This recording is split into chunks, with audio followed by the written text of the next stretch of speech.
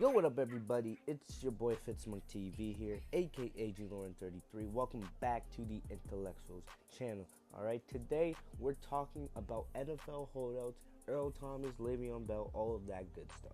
I felt like this would be a good video to do because I don't want to just always do reviews of NFL games, previews. I feel like there's other issues that we can talk about. Also, just want to let you guys know, with the NBA season coming back in a couple weeks, expect to get mostly NBA and NFL videos from me. Right now, we're just mainly doing NFL videos, but once the NBA season starts in a couple weeks, expect a balance of both. But getting into today's discussion, make sure to comment down below. Give me guys your thoughts on what you guys think about this topic.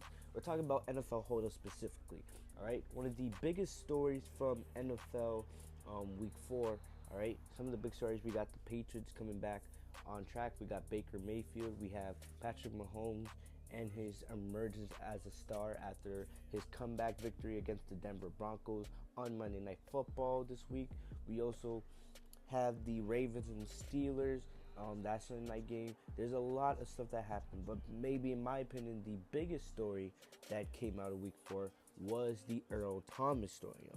All right, it's been a very public storyline between him and his organization, the Seattle Seahawks. All right, just to give you guys a little bit of backstory.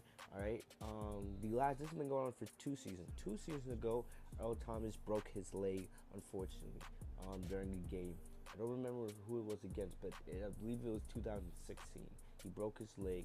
All right, it wasn't ACL, but it was a left leg fracture, which kept him out.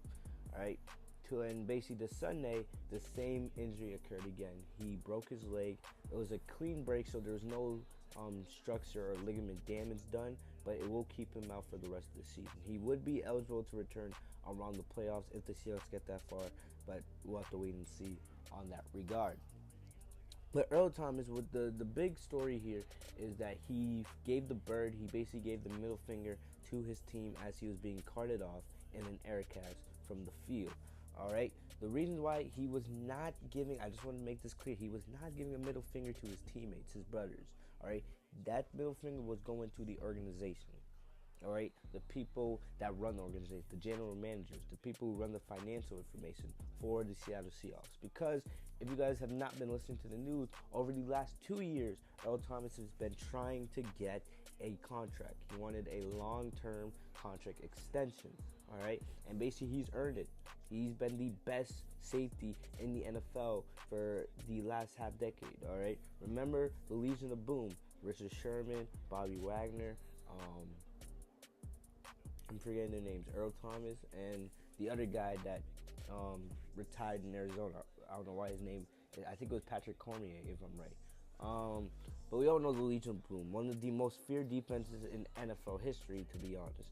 All right, we've seen how they've slowly broke apart because of issues that each of the players have had with the organization. They loved playing with each other. They were brothers. But, you know, the organization just didn't take care of them. And this is a big problem in the NFL today when NFL owners just don't want to pay its stars. All right. The big thing is that Earl Thomas is approaching age 30, which, unless you're a quarterback in the NFL, age 30 is when a lot of owners and organizations get worried, right? If you look at a player like Larry Fitzgerald, who I believe he's either 33 or 34. All right, which is not even that old. All right, yes, you're past your prime at that point, but you know, to be playing at the high level that he plays today, you know, in the NFL, a lot of people look at that as a shocker. Because unless you're a quarterback, because we see most quarterbacks in the NFL, they can play till they're 40, all right, which is kind of remarkable. We see Brady; he's about to be 41. All right, so it's remarkable because of all the hits that quarterbacks take. All right, and we know that the quarterback is probably the most protected spot in the NFL. All right, we see that it seems like every year we have more and more quarterbacks making money. All right, I believe Matt Ryan, if I'm correct, is the highest paid quarterback in the league, even though it should be Tom Brady. But we know that that's a whole different situation if we want to talk Brady's contract situation. But going back to Earl Thomas, basically he wanted a long-term extension. He held out all offseason. All right, he said he wasn't going to practice, he wasn't going to report until really the games. All right, and his teammates were fine with it because they understood. All right, they understood what was going on. All right, But Earl Thomas, he's kept by his words. He skipped the preseason. He skipped most of the training camp. He skipped the practices, and he basically came when it was time to play the games. All right, because he knew sitting at home. He had two options. He could either sit at home and do what Le'Veon Bell is doing, which we'll get to Le'Veon Bell in just a second, or he could play and risk injury. All right, because he is going to be a free agent at the end of the year. All right, basically he had to play just so you know. He can't become a free agent. And the thing about it is, they're talking about this with Le'Veon Bell too. He had to come in at some point during the season, or he would not be eligible for free agency. Right? The team would have all the rights to keep him. So he came, he played. If you guys didn't know, he's been the best, one of the best, if not the best defensive player in all of football. Just go back and watch the highlights of Seahawks versus Cowboys last week. The 2 interceptions, and basically when he bowed, basically telling Dallas, here, trade for me. And now we're getting all these stories this week that the Chiefs, the Cowboys, I believe the Raiders, all these other teams were actually very interested in trading for Earl Thomas, and we're pretty close to fulfilling the deal. But now he has this clean leg break, and the reason why he gave the middle finger is because this is what he was worried about. This is what Le'Veon Bell said. All right, we know when Le'Veon Bell is at his peak, he probably is. Him and Todd Gurley are the best running backs in football. All right, but he knew if he came in, all right, and coming to the end where he's in a free agent year and he gets injured at his age, teams are going to look at that and they're going to be like, all right, so he just got a major injury. He's getting older. Why would we give him a full contract extension? And it sucks. All right, it really does suck for players like Le'Veon Bell and Earl Thomas. All right, there's a reason why Le'Veon Bell's sitting at home. Le'Veon Bell came out on social media praying for Earl Thomas, saying that he wishes Earl Thomas the best in his recovery. And I hope, Earl Thomas has speedy recovery, because he's one of my favorite defensive backs in the entire league. All right, I played cornerback in high school. I know what it's like. All right, but it sucks. It really does. And then you gotta look at this issue. All right? And I'm gonna say this. If you remember one line from this video, this is probably the line you're gonna want to remember. Because of situations like this, because this is only gonna become a bigger issue. All right, the NFL has a lot of problems right now. And we also love football. All right, they're still just getting over the whole anthem controversy. Now it seems like the holdout controversy is now taking the anthem's place, because the holdout, it looks like that's becoming the biggest problem with this league. Star players, more and more, we're seeing more star players, and now other star players in the future that are not quarterbacks, like running backs, receivers, cornerbacks, linebackers. All right, other types of these players, as they get older, as they look for more money, because yes, you're in the NFL, it's the highest football league in the world, but you're also trying to provide for yourself and your family. You want to make as much money as possible.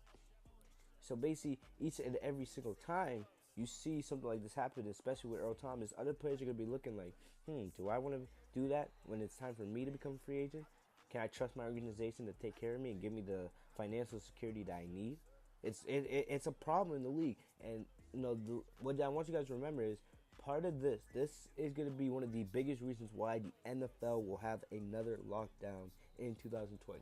You guys remember the lockdown from 2011, all right? I have no doubt in my mind that we're going to see another lockout in 2020, unfortunately, unless something gets done before then. Because the Players Union, they have a bunch of ammo to use, all right, against the NFL.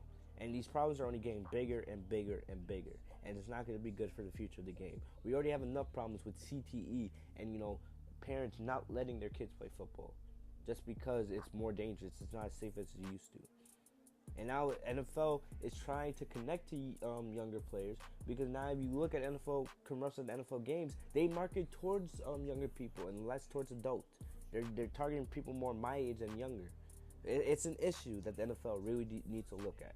All right, so I want you guys in the description and in the comment section down below. Tell me, guys, what you guys think about this whole NFL holdout situation. Do you agree with Earl Thomas's actions? I agree with them. All right, the guy's in his right. All right, his organization that he's, gave his heart, his soul, his mind, and everything to. He's played better than the contract he has right now. All right, now I believe he's getting paid $10 million a year. All right, he plays like he's worth $15 million a year, to be honest. All right, and then to see everything he's done for that organization, and then that organization does not stand by him. Who knows what's going on in the Seattle Seahawks facility? right now? Are they happy that they just lost their best defensive player? All right. Are they happy because now they can say this is the reason why we didn't pay him? Or are they sad? All right. That's why I want to know. All right. But tell me guys what you guys think in the comment section down below.